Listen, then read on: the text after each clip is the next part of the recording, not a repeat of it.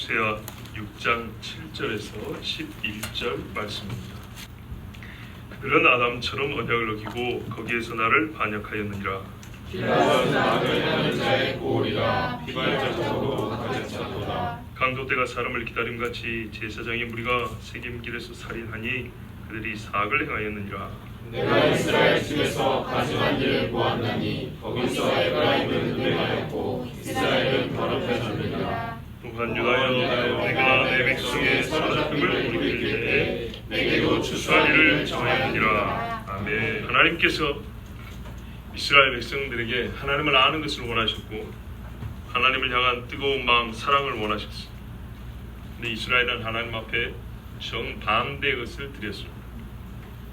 오늘 말씀 보세요. 6절에 나는 인애를 원하고 제사를 원하지 아니하며 번제보다 하나님을 아는 것을 원하노라 했는데, 그러나 그들은, 우리 뭐냐 그러나 없는데 그러나 있어요. 그러나 그들은 아담처럼 언약을 어겼다 그랬습니다. 아담처럼은 실제로 아담이 행한 것과 같은 일을 저질렀다는 것입니다. 그런데 궁금한 게 있는데, 거기에서 나를 반역하였느니라 한 것을 볼 때는 이건 하나의 지명입니다. 이어지는 길르앗 보세요. 8절 길르앗, 9절에 세겜, 그죠? 여기서 보면 다 거기가 있습니다. 거기에서 일관성 있는 말씀, 패턴입니다. 그리고 볼 때 동일한 구조인데, 아담이라는 이름으로 불리는 지역이 있었을 겁니다. 성경에 보면 사람 이름 지명이 같은 데가 많이 있습니다. 저기 아라비아 광야에 가면, 아라비아 반도 사우디아라비아에 가면 이스라엘 사람들 이름으로 지명이 붙은 데가 있어요. 옛적에 서양 사람들이 사우디에 가가지고 여행을 다니면서 지명을 듣고 만드는 지도들이 있어요. 옛날 지도, 몇백 년 된 지도들. 거기 보면 우리가 아는 이름들이 있어요. 마론도 나오고 누구도 나오고 막 이렇게 많이 나옵니다. 왜 그러냐? 성경이 이스라엘 사람들이 광야 생활하면서 지나갔던 자리들, 그리고 특별히 이 지역에서는 어느 족속 누군가가 뭔가 유의미한 사건을 저질렀거나 공을 세웠거나 했을 때 그 사람의 이름을 따서 동네 이름을 붙인 경우가 있습니다. 하봇 야일이라, 야일의 성읍이라, 뭐 이런 것처럼 아담이라는 이름으로 이름을 붙였어요. 에덴이라는 이름도 있었습니다. 지명 중에. 자, 성경에 나옵니다. 그러면 다른 지역들도 하나님 앞에 범죄를 많이 했겠지만 아담이라 불리는 지역을 굳이 말한 것은 유명한 동네가 아닙니다. 아담은 유명하지만 아담이라는 지명은 잘 못 들어보셨죠. 유명하지 않은데 왜 이 이야기를 꺼냈냐 하면, 이스라엘의 범죄를 아담의 범죄와 연결하여 깨우쳐 주려고 아담이라는 동네를 언급을 했다고 볼 수 있습니다. 그러니까 적어도 이스라엘이 아담의 이름을 붙인 동네에서만큼은 경각심을 가지고 조심했어야 되는데, 아담이라고 이름 붙인 동네에서도 역시나 아담처럼 죄를 지었다는 얘기예요. 다른 동네에서는 말할 것도 없고, 단이나 베델 같은 데서도 원래는 하나님 앞에 제사해야 될 때 그 거짓 우상의 신상을 세웠지 않습니까? 금송아지 세우고.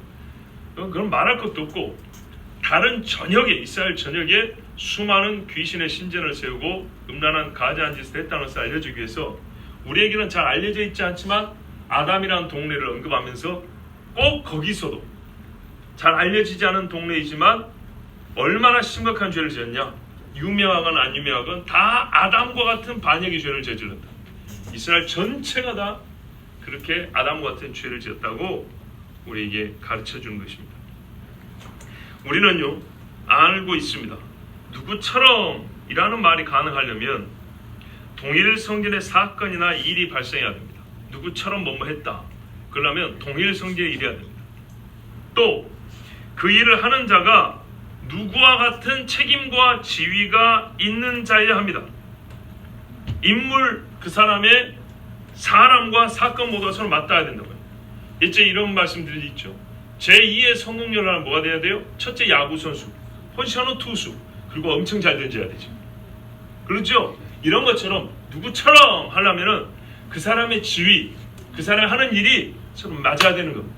아담처럼 그랬으면 어떻게 됐죠? 아담과 같은 지위에 있는 자가 아담과 같은 일을 한 거죠. 이스라엘은 열방의 빛이라 그랬습니다. 하나님 앞에 장자라 그랬습니다. 그런데 그 사람들이 아담의 지위에 있는데, 민족적 단위로 보면 아담의 지위에 있는데 역시 그 누구보다도 큰 복을 받아놓고 하나님의 약속의 땅에서 하나님의 법궤가 있고 영광이 있음에도 불구하고 반역하여 우상 숭배했으니 꼭 아담과 같은 죄를 지었다. 이 말은 틀림없이 맞는 말씀입니다. 길르앗을 보십시오. 길르앗은 어디에 있냐면 요단강 동편에 있습니다. 상당히 넓은 지역입니다. 길르앗은 요단강 동편의 요충지입니다. 전략적으로 정치적으로 아주 중요한 도시고 도시가 아니라 큰 지역이고 역사적으로 유래가 깊은 곳입니다. 뭐 예를 들면은 우리 야곱이 바다나면서 돌아올 때 거기서 라반과 언약을 맺었습니다. 서로 침범하지 말자. 그리고 길르앗을 지나 요단강을 건너 직전에 마하나임 하나님의 두 군대가 길르앗을 주둔하고 있는 걸 봤어요. 씨름했지요. 입다가 길르앗 사람입니다. 암몬 요단 동편을 평안하게 할 때 길르앗 출신 입다가 싸웠어요.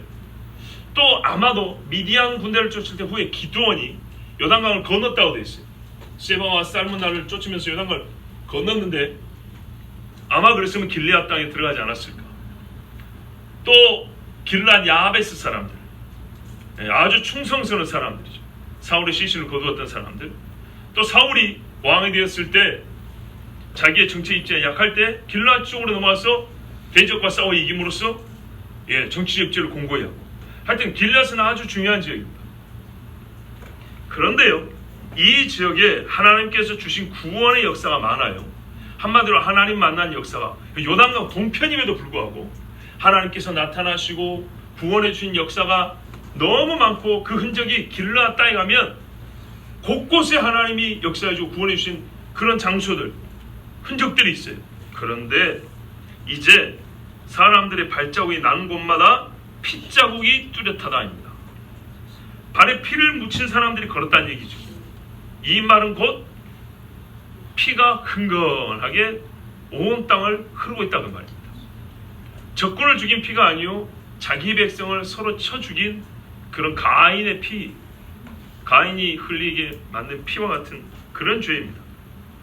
자, 하나님의 구원이 의외로 많이 나타난 길르앗 땅이지만 이 구원을 잊어버리고 사람이 살 때 이 땅에는 피가 피를 이어서 사람의 발자국이 난 곳마다 피가 발자국에 핏자국이 나 있다. 그렇다면 누가 죽였는지 분명히 알 수 있겠죠. 은밀한 살인이 아니고 드러난 살인, 집단적이고, 그러니까는 만연한 살인, 어디서나 쉽게 일어나는 살인. 이것이 길르앗 땅에 일어난 타락과 범죄의 양상이었습니다. 그런데 여기 보면 재미있는 표현이 하나 있는데, 길르앗을 할 때는 복수주어예요. 말하면 길르앗들 뭐 이런 말이죠. 근데 피발자국이 났다 할 때는, 죄악을 행한다 할 때는 단수동사예요. 무슨 말이냐면 길르앗이라 불리는 한 동네가 저지른 죄를 얘기하는 게 아니고 길르앗 안에 많은 동네가 있어요. 그리고 길르앗이라는 이름을 붙인 여러 동네가 있어요. 라못 길르앗 뭐 이런 데도 있고요. 또 게데스도 있고 아벨벤 마가 같은 데도 있고, 하여튼 여러 동네가 길르앗에 있는데 이 집단들이 똑같은 죄를 지었다. 이게 길르앗 전체가 성읍마다 별 차이가 없이 다 같은 죄성에 물들어 있다, 이런 말입니다. 별로 그렇게 무섭거나 그렇게 심각하게 안 들리죠. 뭐 많이 들었던 소리 아닙니까, 그렇죠? 피가 피를 잇는다 소리 너무 많이 들었고 그냥 눈 감고도 들을 수 있고 그냥 이렇게 쉽게 들을 수 있고. 그런데 여러분, 우리 집 앞에 누가 죽은 고양이 새끼만 한 마리 갖다 놔도 여러분 잘 수 있어요? 어느 정도로 사람이 악해져야 사람 발자국이 피발자국으로 이리 가고 저리 가고 셀 수 없는 발자국이 다 피발자국인데도 불구하고 사람들이 별로 이상하게 생각하지 않고 살 수가 있을까요? 어느 정도로 가족끼리 관계가 소원해야 부모가 죽어도 눈물 안 흘리고 형님이 죽어도 눈물 안 흘릴 수가 있을까요?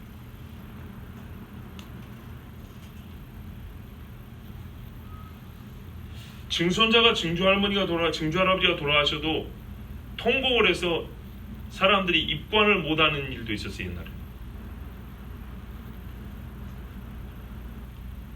30년 전에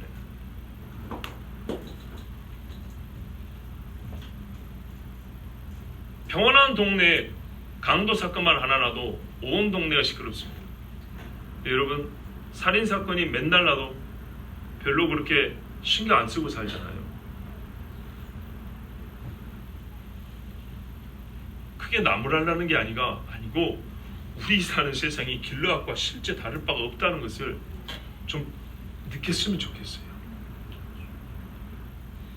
하나님께서 성경이 기록할 만큼 우리가 똑같이 이렇게 범죄하고 타락한 세상에 살고 있다는 것을 진짜로 진지하게 좀 인정하는 마음을 가지길 바랍니다. 그냥 의례적으로 기독교이니까 항상 세상의 비판적 목소리, 말세고 타락한 세상, 이거를 입에 달고 사는 사람이 아니라 실제로 느꼈으면 좋겠어요. 게다가 이 일에 제사장의 무리가 중심에 있었습니다. 9절을 보십시오. 강도 때가 사람을 기다린 같이 제사장의 무리가 세겜길에서 살인하였다 그랬습니다. 이들의 일은 사악했는데 제사장 중에 몇 사람 악인이 있었다는 뜻이 아닙니다. 조직적이고 집단적인 제사장들의 범죄, 즉 하나의 범죄 조직화됐다는 얘기입니다. 제사장들이.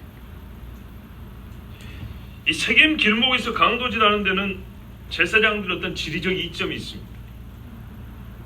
상황적 유리함이 있었다는 뜻이겠죠. 무슨 말이냐면 하나님 앞에 제사로 가는 사람들이 많이 있다거나 뭔가 물건을 가지고 오가는 사람들이 있는데 그 지역에 제사장들의 거주지가 있다거나 무슨 제사장들만의 어떤 제사 의식을 행하기 위해서 본래 그 지역에 포진을 살고 있었다거나, 그러면 아무래도 멀리서 오는 것보다는 그 근처에 사는 사람이 유리하겠죠. 제사장들이 그 지역에 살고 제사할 때 쓰는 물건이 무엇이다라는 것을 아는 지식, 사실 하나님을 섬기는 데 써야 될 지식인데 이것이 사람들의 저 보따리 속에 무엇이 있고 어느 때 이 길을 지나가는가를 알고 강도질하는 데 써먹히는 그런 지식으로 바뀌었다는 얘기입니다. 여기서 또 하나의 지역이 대표적으로 언급됐죠. 세겜입니다. 여러분, 세겜은 옛날에 누구죠? 야곱의 딸 디나가 놀러 가다가 강간당한 데죠. 그 다음에 시몬과 레위가 와서 세겜 사람들 어쨌든 속였습니다. 우리 동생 죽게 하면서 할례해라. 속인 다음에 남자들을 다 죽여버립니다. 진짜 피가 낭자했다. 그런 도시입니다.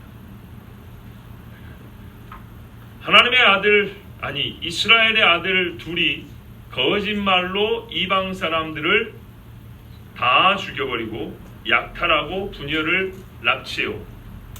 그 범죄 현장이 세겜입니다. 근데 하나님이 어떻게 바꿔줬냐면 훗날 여호수아가 그 땅을 찾아서 합니다. 요셉이 가나안으로 돌아왔을 때 얼마나 나름대로 성질하는 데가 많겠습니까? 그런데 세겜성에 묻힙니다. 요셉의 뼈가 세겜에 묻힙니다. 그 여호수아가 나이 들어서 마지막 유언, 모압 평지에서 모세는 유언과 같은 설교였지만 여호수아는 세겜으로 이스라엘을 다 모읍니다. 그리고 하나님과 다시 언약을 맺게 하고 여호와의 규례와 법도를 가르칩니다. 그의 마지막 할 일을 마치고 죽은데 여기가 세겜입니다. 그러니까 여호수아 당시에는 여기가 거룩한 집회의 장소입니다. 그런데 이곳이 어떻게 됐냐? 나중에는 제사장들이 강도짓하는 지역이 됐다는 겁니다. 어느 정도의 큰 타락인지 아시겠죠? 옛날에 여의도 광장에서 수백만 수십만이 모여서 하나님을 예배했는데 여의도 광장 하면 동성애 축제가 펼쳐진다. 해년마다. 자, 그러면 이거는 설명이 필요 없죠. 그냥 역사가 그냥 말해주는 건 아닙니까? 비유컨대 그런 지역이 됐다 이 말입니다. 근데 그 동성애 축제를 누가 하냐? 목사들이 다 한다고 생각해 보세요. 목사들이 죄송합니다. 빤스 입고 나와가지고 아주 그 더러운 짓을 퍼포먼스를 한다 생각해 보세요. 여러분 구역질이 나죠. 그렇게 딱 생각하면 되는 겁니다. 그런데 여러분, 이게 바로 제요 옛적에 뿌린 씨를 완전히 뽑아내지 않으면 이렇게 되는 겁니다. 제사장들이 누구 자식들입니까? 누구 자식이에요? 레위 족속이라고.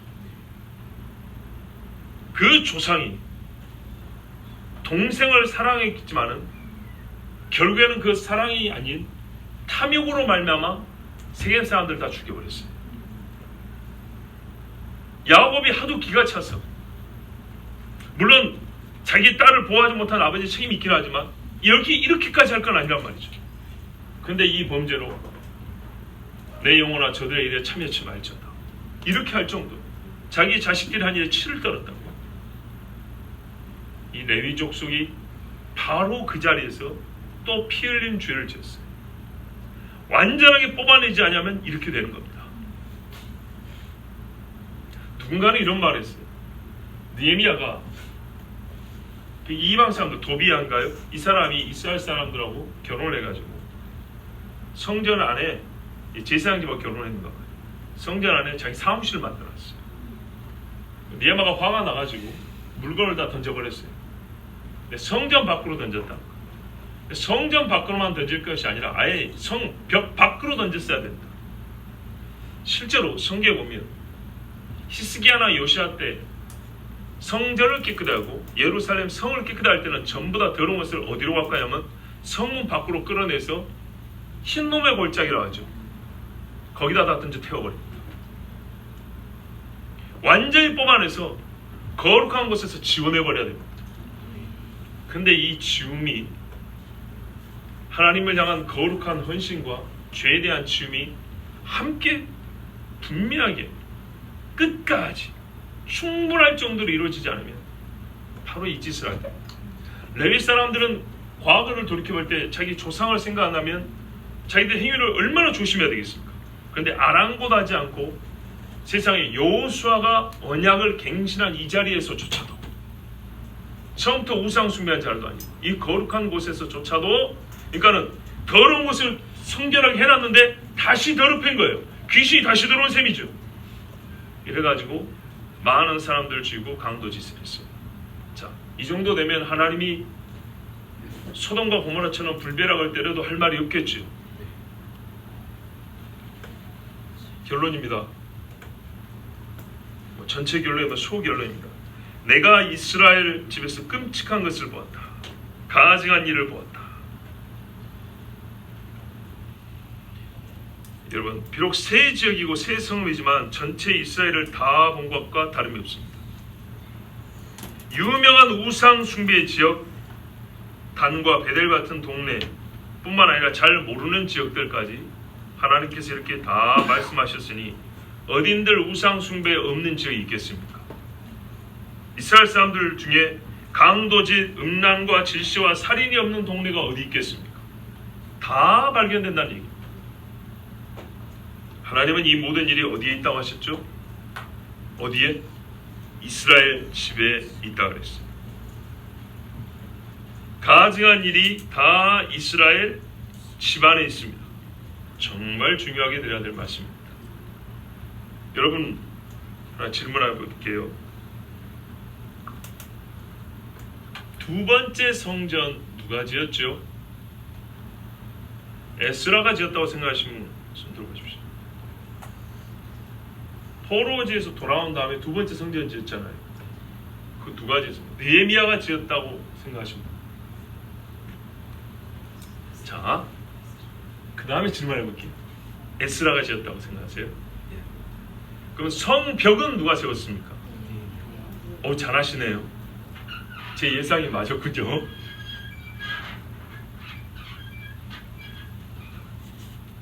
우리 성도님들이 어느 교회나 불문하고 대개 스룹바벨이 성전을 다시 세운 일보다 느헤미야가 예루살렘 성벽을 세운 일을 더 많이 듣고 상대적으로 더 잘 알고 있다는 사실을 인정하시지요.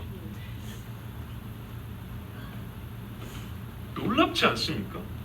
왜 우리가 성전보다 성벽을 더 잘 알고 있지? 그렇죠? 분명히 확인됐어요. 지금 여러분을 제가 비하하거나 감정 상해하려는 게 아닙니다. 자존심 상해하려는 게 아닙니다. 중요한 의미가 있어서 말씀드립니다. 듣고 보니 벌써 여러분 중요하다는 생각 들지 않으세요? 성전 하는데 왜 두 번째 성전이 세워진 것은 누가 언제 세웠는지 잘 모르고, 자 19년 초에 우리 전도사님이 이 성전 와서는 목사님이 설명해 주실 겁니다 해갖고 내가 두 번째 성전 짓는 거 설교 한번 했던 기억 나시죠? 기억나잖아요. 전도사님이 저보고 설교해달라 해가지고 보통 그냥 넘기는데 이번에는 제가 꼭 설교해야겠습니다 해가지고 19년 2월인가 한번 성전 설교했어요. 자 봐보세요. 성전이 더 중요하다 하면서도 성전을 누가 세웠는지 잘 몰라요. 스룹바벨 성전이라고 부르잖아요. 스룹바벨이 세웠다. 그런데 성벽은 누가 세웠는지 다 알아요. 느헤미야가 세웠다는 걸 다 알아요. 얼마 만에? 52일 만에. 그것까지 알아요. 막 중간에 누가 와가지고 막 꼬드겨 내고 암살하려고 했던 거 그것까지 다 알고, 한 손에 검 들고 한 손에 연장 들고 이랬다는 거 이것도 다 알아요. 잘 아시네, 그죠? 근데 여기에 우리가 스스로 의문을 가져야 돼요. 왜 우리가 성전보다 성벽을 더 잘 알고 있지? 이게 잘못인가요? 잘못이라 보기에는 좀 그렇지만 뭔가 균형감이 좀 떨어지죠. 성전에 대한 얘기도 잘 나와 있거든요. 성전에 조금 더 관심을 갖길 바랍니다.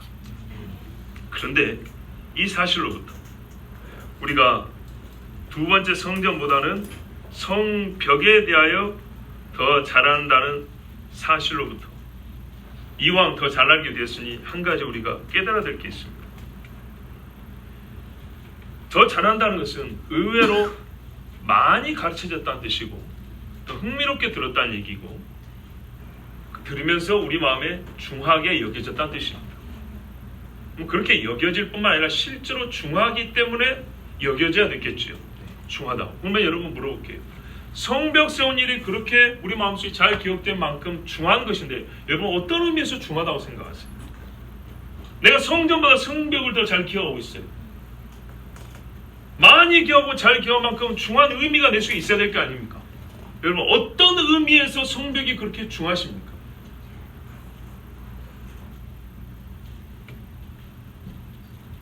성벽 지연이 우리 뇌리에 더 강하게 새겨져 있는 그 이유, 실제로 중한 뭐가 그리 중요해서 우리가 이렇게 성벽에 대해서는 많이 알고 있고 많이 알아야 되고 그것이 그렇게 즐거운 일이 되었을까요? 성전이 무가치한 건 전혀 아니죠. 그런데요, 성벽이 진짜 우리 생각보다 중요하기 때문입니다. 우리가 모르는 사이에 하나님은 그 중요한 것을 가르쳐 주셨고 또 감사하게도 우리는 그것을 잘 들었던 것입니다. 그런데 조금 아쉬운 것은 뭐가 그리 중요한지에 대해서는 잘 알지 못한다는 겁니다. 자, 오늘 말씀과 관련해서 성벽의 중요성을 말씀드리죠. 성벽은 경계선입니다. 성전의 영광이 직접적으로 미치는 땅의 경계가 성벽까지입니다.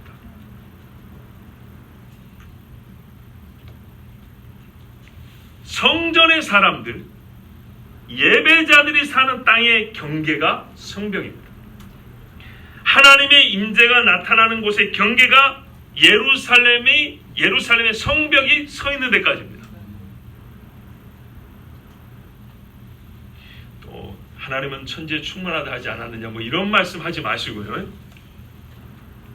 모든 곳에 하나님이 주권을 행사하신다는 의미로 천지에 충만하다는 거하고 하나님이 정하신 땅을 돌보신다는 것은 다른 겁니다. 하나님은 북방 끝에도 계시지만 이스라엘을 돌보고 계시죠. 이스라엘 경계와 그 밖은 다르다는 얘기입니다. 맞습니까? 이스라엘 12 진영이 있는 곳과 진영이 아닌 곳은 다르다는 얘기입니다. 어느 곳에서나 예배를 받으시지만 하나님이 예배하라고 정하신 땅은 별도로 있습니다. 그 차이를 아셔야 됩니다. 베델에서도 단을 쌓지만 거기가 하나님이 그곳의 영광을 받으시지만은 하나님이 먼저 정하여 여기서 성전을 세우라는 것은 예루살렘입니다.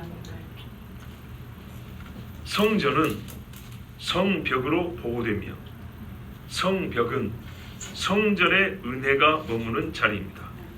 이 원리를 조금 확장하면 가나안 땅은 이스라엘에 거하는 땅이고 하나님의 백성이 하나님의 은혜 안에 있음을 보여주는 땅의 경계입니다. 하나님이 이 경계를 얼마나 중요시하나 보세요. 각 집에도 주신 기업의 지계표, 땅의 경계표를 옮기지 말라 그랬어요.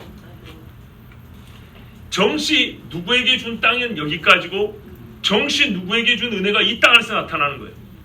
김씨 누구에게 준 땅은 여기까지고 여기에는 정씨에게도 은혜를 주고 김씨에도 주지만 김씨에게 주는 은혜가 이 땅에 나타나는 거예요. 그 경계선이. 예수 그리스도께서 예루살렘 성벽의 문으로 들어오십니다. 여기가 어디예요? 주의 도성이라 그럽니다.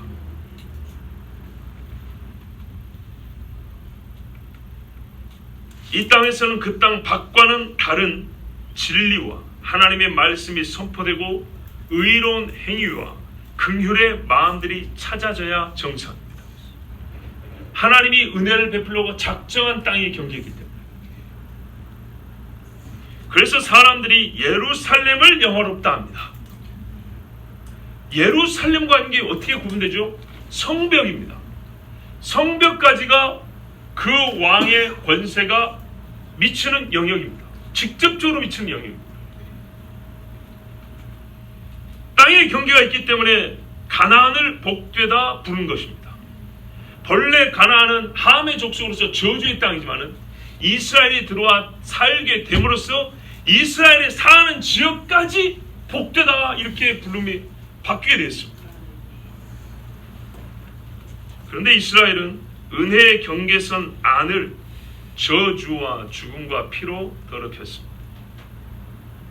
가장 깨끗하고 밝아야 할 땅을 그 땅의 경계선 밖보다 더 더럽고 어둡고 무서운 땅으로 변질시켜 버렸습니다. 에덴을 아담이 그렇게 만든 것처럼 하나님이 주신 땅 전체가 복이 있지만, 그렇죠 여러분, 하나님이 지은 모든 땅이 복되죠. 그런데 하나님은 특별히 에덴을 더욱 복되게 하셨어요. 근데 더욱 복되게 한 그 땅에서 아담이 범죄를 저질러서 하나님 어떻게 했어요? 두루도는 화양검으로 못 들어오게 막아버렸어요. 더 더럽히지 못하도록. 더러운 인간이 들어가서 그 땅을 더 더럽히지 못하도록 막았단 말입니다. 똑같은 원리.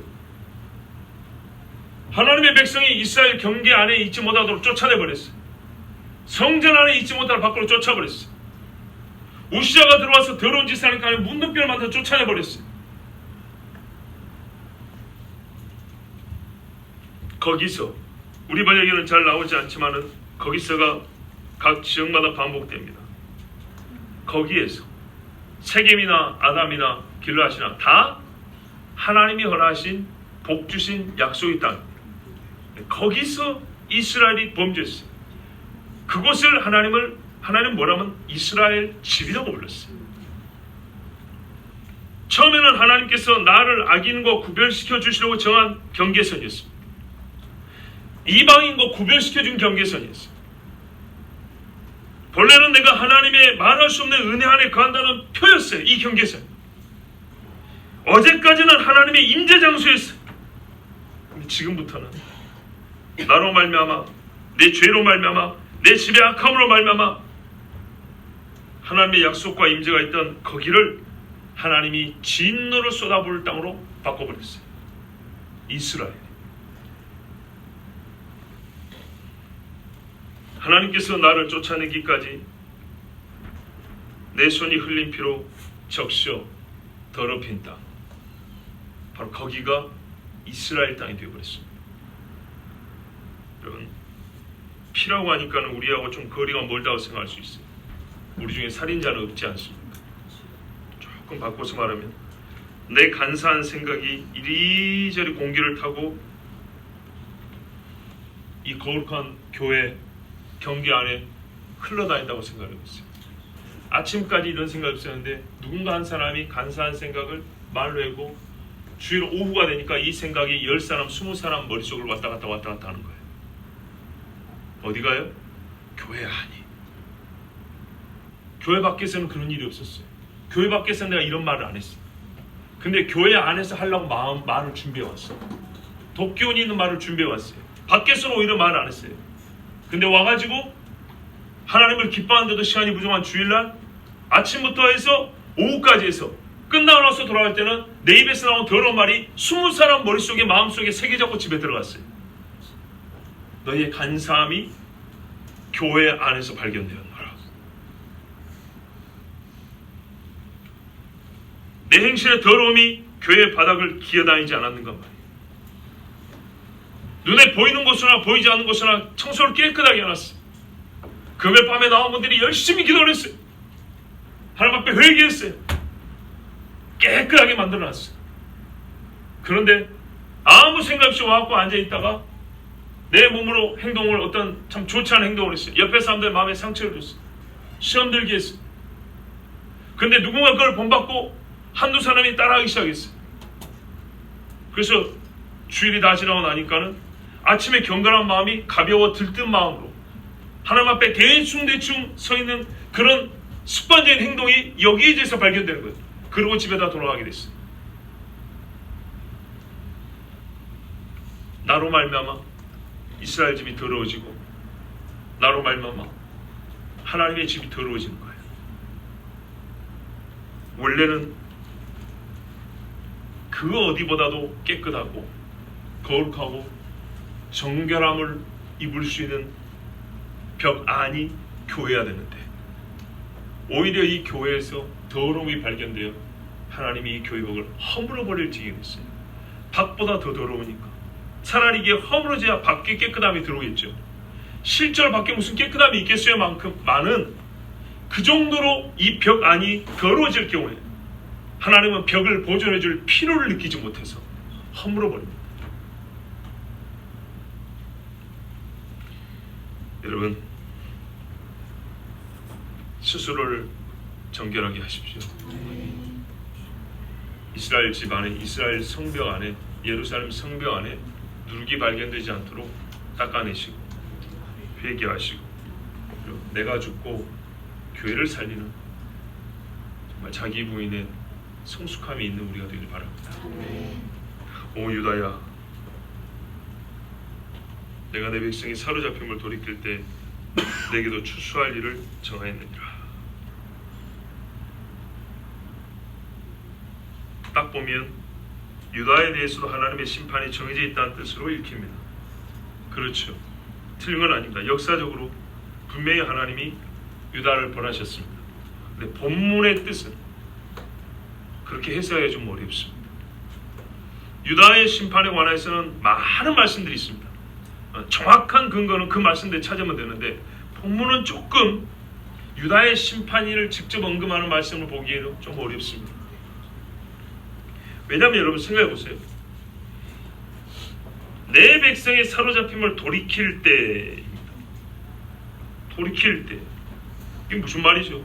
포로지에서 돌아온다는 얘기입니다. 돌아올 때 유다에게 심판이 시작된다? 말이 안 맞지요. 그렇지 않습니까? 그리고 북이스라엘과 남유다를 하나님이 특별히 나누진 않았어요. 같이 돌아왔죠. 물론 대부분 유대인들이었지만. 자, 봐보세요. 그러니까 북이스라엘이 먼저 심판을 받고 포로로 돌아오고 그 찰나에 유다는 망해서 끌려가고 뭐 이렇게 되지 않았단 말입니다. 그렇기 때문에 유다에 대한 심판으로 말하기는 조금 어려운 면이 있습니다. 본문대로 하면 하나 끝나고 하나 시작되는 이런 셈인데 그러지는 않았단 말이죠. 또 어떤 사람은 해석이 어려우니까 내가 내 백성의 사로잡힘을 돌이킬 때를 11절에서 빼버립니다. 그 7장으로 붙여버립니다. 그럼 어떻게 되죠? 11절이 유다여 내게도 추수할 일을 정하였느니라. 아주 심플하게 돼버리죠. 언제 말해도 옳은 말이 돼버리죠. 너도 심판받을 거다. 예. 구체적인 맥락이 없어져 버립니다. 그래서 떼어가지고 7장에 붙이면 어떻게 됩니까? 내 백성이 사로잡힘을 돌이킬 때 내가 이스라엘을 치료하려 할 때 이렇게 되는 거죠. 근데 여러분 7장이 쭉 읽어보면 포로지에서 돌아올 때가 아니라 6장 후반부의 반복입니다. 많은 죄가 이스라엘에서 발견됐다는 이야기들. 무슨 말입니까? 치료할 때 이 말은 뭐냐면 중간중간에 선지자를 보내서 죽기 전에 고치려고, 끌려가기 전에 마음을 회개시키려고 했을 때마다 이놈들이 안 듣고 더 죄로 빠졌다는 얘기입니다. 그리고 하나님이 완전히 이방에 팔아버렸죠. 그리고 돌아올 때가 6장 11절에 백성의 사로잡힘으로 돌아올 때입니다. 그러니까 6장 11절은 중간에 하나님이 이스라엘을 고치려고 선지자를 보낼 때 이야기 아니고 포로지에서 완전히 돌아올 때 이야기입니다. 그 결론이고요. 7장은 다시 좀 앞으로 돌아가서 내가 얼만큼 너희들을 중간에 살리려고 선지자를 보내고 가르치고 회개케 하려고 애를 썼는가. 그럼에도 불구하고 너희가 말을 듣지 않았다는 것을 반복하여 말씀합니다. 성경에 이런 말씀 많죠.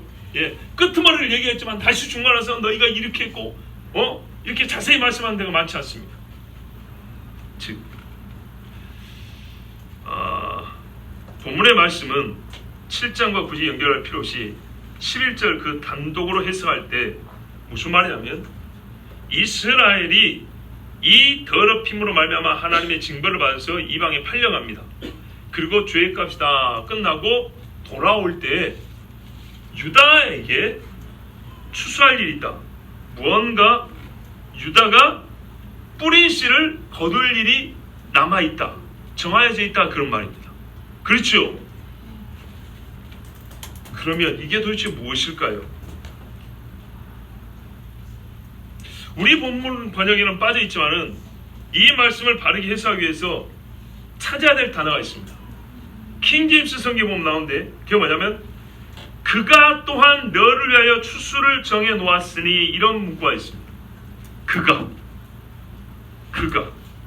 그러면 여러분 내가 내 백성에 돌이킬 때에 나하고 그는 동일 인물일까요? 다른 인물입니다. 보세요. 나는 내 백성을 돌이키고 그는 유다 너를 위하여 추수할 것을 남겨놨다는 거예요.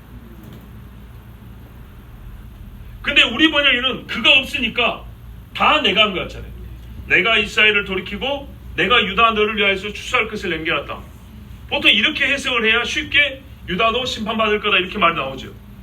그런데 원래는 내가 아니라 그가 돼 있어요.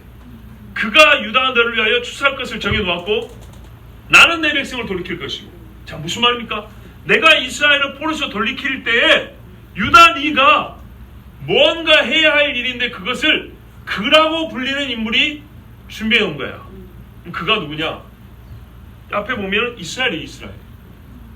즉 이스라엘이 포로지로 끌려가기 전에 해놓은 일이 있어요. 그 일을 유다가 돌아와서 해결을 해야 되는 거예요. 이해가 되시죠? 그 말입니다. 봐보세요. 저를 보세요. 이스라엘이 조금 빨리 끌려갔습니다. 조금 빨리 끌려가면서 이 약속의 땅 안에 이스라엘 집 안에 뭔가 저질러 놓은 일이 있어요. 그들로 말미암아 발생한 어떤 일이 있어요.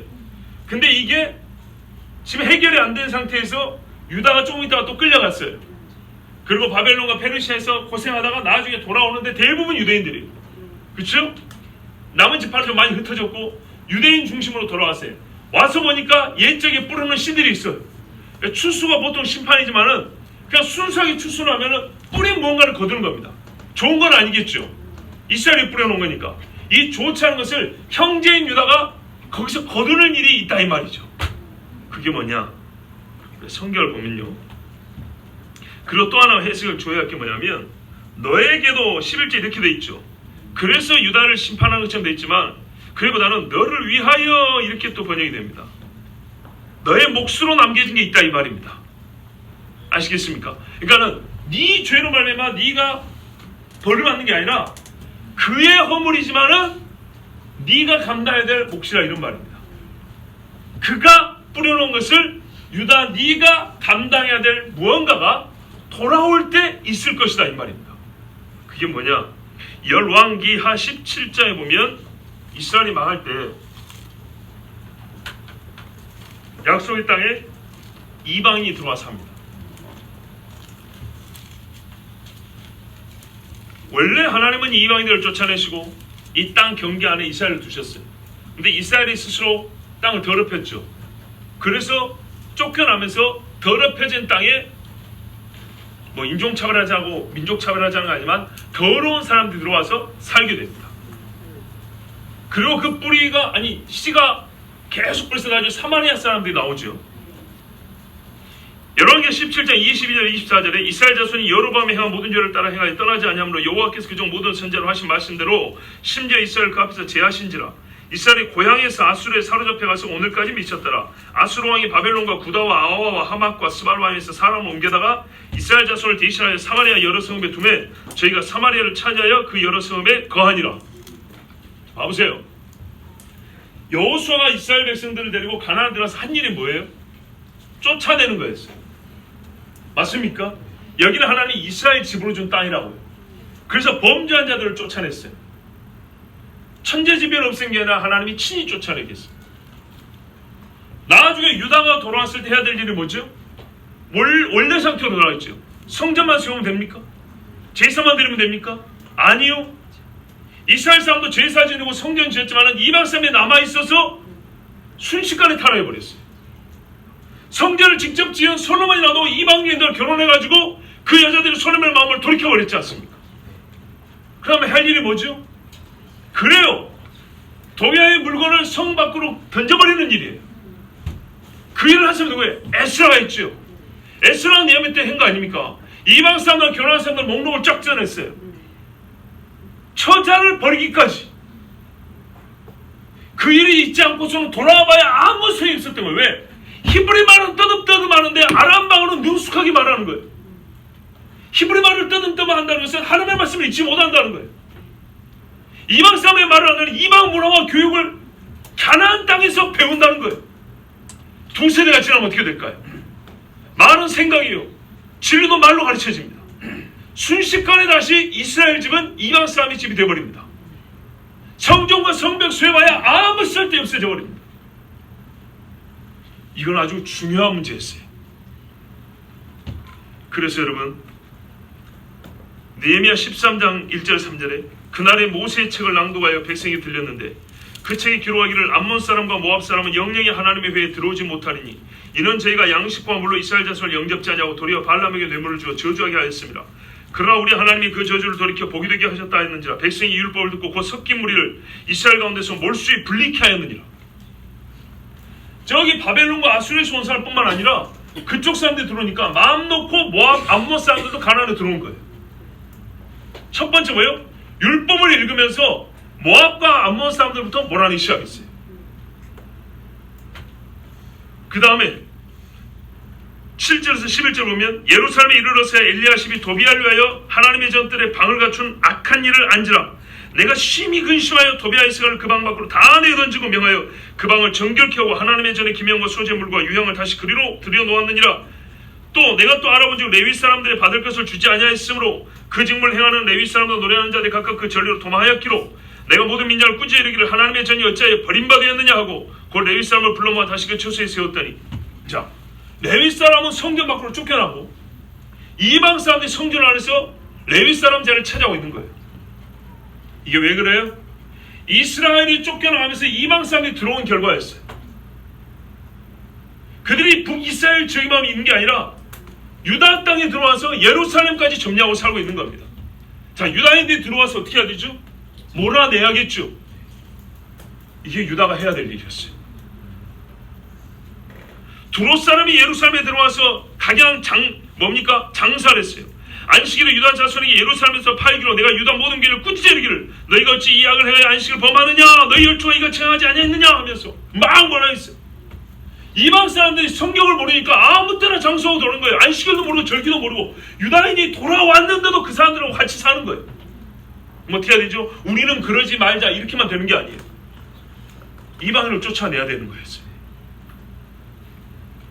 내가 또 먼저 유다 사람이 아스돗과 암몬과 모압 여인을 처해 아내를 삼았는데 그 자녀가 아스돗 방언을 절반쯤 하여도 유다 방언은 못하니 그 하는 말이 각 족속의 방언이므로 내가 책망하고 저주하여 두 사람을 때리고 그 머리털을 뽑고 이르되 너희는 너희 딸들로 저희 아들들 주지 말고 너희 아들들아 너희를 위하여 저희 딸을 데려오지 않겠다고 하나님과 이렇게 맹세하라. 그러면서 말해 옛적에 솔로몬을 알지 못하느냐 이렇게 꾸짖었다는 거예요. 꾸짖음이 필요해요. 꾸짖음이. 이건 좋게 타이러서 되는 게 아니에요. 여러분 인격을 못 알죠. 수염을 뽑아버리다고 뺨을 때려버리다니. 이리 하지 않으면 해결되지 않은 문제였어요. 대제사장 엘리야십의 손자 요야다의 아들 하나가 호론 사람 산발랏의 사위가 되었으므로 내가 쫓아내어 나를 떠나게 하였느니라. 이게 느헤미야 한 일이죠. 에스라가 말씀을 가르치고 그 말씀의 실행을 느헤미야가 앞장서서 했습니다. 이게 신앙 계획입니다. 이 정도로 철저했습니다. 근데 이게 왜 그래요? 이방 사람들이 이스라엘에 들어와 살게 됨으로 이런 일이 벌어진 거예요. 이거를 누가 뿌린 씨냐? 이스라엘이 뿌린 씨라 이 말입니다. 이스라엘이 나가면서 들어온 거예요. 우리가 범죄하여 하나님 주신 이 거룩한 성벽을 더럽힌다는 게 얼마나 치명적이고 무서운 일인가를 보세요. 누군가는 이걸 해결하기 위해서 누군가는 이 더러운 씨를 뿌려 이 열매를 걷어내고 밖으로 내던지고 씨를 뽑아내고 뿌리를 뽑아내서 엄청난 수고를 해야 돼요. 목숨을 걸어야 돼요. 에스라 느헤미야는 목숨을 걸었어요. 실제로. 잘 부르십시오. 거룩한 경계선 안을 더럽히지 마세요. 어디서도 죄를 지으면 안 되지만 특별히 교회 안에서 죄 짓지 마세요. 이 경계선 안을 더럽히지 마세요. 우리에게 더럽힐 자격이 없습니다. 더러운 사람들이 들어와서 정결하게 하라고 지어준 집, 하나님 몰랐던 사람들이 들어와서 하나님을 알게 하려고 하나님이 세워준 집이에요. 복 없는 사람이 와서 하나님이 주신 복을 직접 받고 듣고 가라고 주신 집이 이 집이에요. 근데 여기를 더럽혀버리면 어디서 복을 받고 어디서 하나님의 구별된 백성의 표를 나타내겠습니까? 이 집을 더럽혀버리면 그 죄값이 얼마나 큽니까? 하나님이 친히 허물어버립니다. 돌아올 때도요, 이 뿌려진 잡초를 다 뽑아내야 되는 거예요. 더럽힌 자가 아니라 그 후예들이 뽑아내야 되는 거예요. 보세요. 이스라엘이 더럽혀서 물론 유다도 죄를 피해졌죠. 그런데 구분하자면 이스라엘이 먼저 10지파가 쫓겨나가면서 그 넓은 지역에 수많은 이방인들이 들어와서 나중에 유다 백성이 그 적은 수가 들어와서 이를 감당하기 얼마나 어렵습니까? 그러나 유다가 이걸 거두었어야 되죠. 왜죠? 형제이기 때문입니다. 형제. 맏아들 예수 그리스도의 대속 죽음으로 우리가 하나님의 아들이라 칭함을 받은 것처럼 형제가 그 책임을 집니다. 근본에 있어서 같은 죄를 지은 자들이기 때문이기도 하지만 한 뿌리로 한 복을 받고 본래 한 집으로 부름받았기 때문에 같이 짐을 지는 겁니다. 여러분, 죄의 씨를 뿌려서 형제로 하여금 그걸 속아내는 수고를 하게 하겠습니까? 앞선 세대와 형제가 선한 씨를 뿌려서 내 형제로 이웃으로 하여금 선한 열매를 맛보게 하게 하시겠습니까? 나와 너를 가릴 것 없이 한 약속의 땅을 받아 그 땅을 정결하게 보존하고 깨끗하게 할 책임을 같이 지고 있는 한 백성이기 때문에 유다는 형제에 뿌린 이 잡초를 다 솎아내야 됐습니다.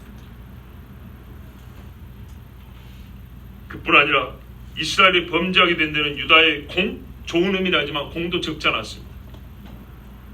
유다는 이스라엘에 대하여 일정한 책임을 져야 했습니다. 왜냐? 솔로몬의 죄로 말미암아 나라가 찢어졌지 않습니까? 르호보암의 어리석음으로 말미암아 악한 여로보암이 10지파의 왕이 되지 않았습니까? 다윗의 집이 잘못했다 이 말입니다. 그러므로 근본에 있어서 유다가 형제의 책임을 지는 것이 마땅했습니다. 또 여러분, 유다라도 거룩성을 유지하고 하나님의 율법에 끊임없는 열심을 보였다면 이스라엘이 포로로 끌려가기 전에 보고 듣고 회개하는 자가 많이 나왔을 것인데 시간이 갈수록 유다도 악하고 더러워서 성전을 더럽히기까지 했으니 하나 배울 것이 없었어요. 그래서 결국 이스라엘이 타락할 대로 타락하고 먼저 끌려갔으니 역시 유다가 어떻게 아무 책임이 없다 하겠습니까? 성전과 법궤를 가진 유다가 마음과 행위에 있어서 북이스라엘과 다를 바가 없어졌으니 역시 유다가 형제의 허물 그들의 씨에 뿌린 씨에 대하여 책임을 지는 것은 당연한 일입니다. 여러분, 우리도 영적 공동체로서 연대성을 지닌 한 집으로서 서로에게 이와 같은 책임이 있다는 걸 아셔야 됩니다.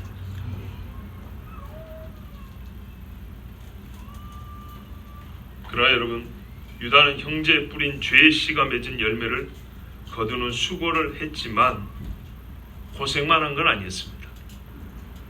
그 그 고생을 행함으로 다시 거룩함을 회복하게 되었습니다. 그냥 와서 사는 고생으로만 자기들의 의가 되었을까요? 아니죠. 부정한 것을 뽑아내고 회개하고 말씀으로 돌아가고 절기를 지키는 하나님을 예배하는 일을 통해서 거룩한 백성으로 다시 태어나는 것이죠. 그 일에 있어서 이 이방인들을 솎아내는 일은 유다에게 큰 도움이 되었습니다. 영적 부흥이 있었어요. 생각의 오름과 생활의 건전함, 부정을 바로잡는 민족적인 개혁 운동으로 실제화됐어요. 지금 무슨 말씀을 들었는데 이 말씀을 어떻게 행함으로 우리가 진짜 유대인의 신앙을 회복할 것이냐 할 때 이방 사람들을 쫓아내는 것이 우리 자신을 하나님께로 다시 돌이키는데 아주 중요한 매개가 됐다는 얘기입니다. 수단이 됐어요. 이것은 하나님께서 죄의 값을 치르게 함과 동시에 악을 선으로 바꾸사 자기 백성을 더욱 정결하게 하고 복되게 하시는데 사용한 실제 예입니다. 제가 설교를 모두 여러분의 감동이 적은 건 내가 이해를 하는데 이 사실만큼은 꼭 받아들이셔야 됩니다. 이스라엘 백성이 지은 죄를 우리가 책임을 지는 거예요. 그런데 이 책임이 고생함으로 끝난 게 아니라 이 책임을 지는 이 과정에서 유다가 돌아온 사람들답게 성벽과 성전을 다시 지은 사람들답게 거룩함을 회복하는 기회가 됐다는 얘기죠. 마음이 뜨거워졌는데 마음만 뜨겁고 집에서 밥만 뜨겁게 해먹고 끝난 게 아니라 그 뜨거운 마음으로 이 땅을 불로 싹 청소하는 일에 이방인을 쫓아내는 일이 실제로 이 뜨거움의 삶이 나타나는 아주 중요한 길이 되었다 이 말입니다. 유다가 추수될 때 진정으로 영광과 찬송을 받은 자도 유다였습니다. 이 말은 약간 제가 이 설교의 마지막 문장으로 준비한 말인데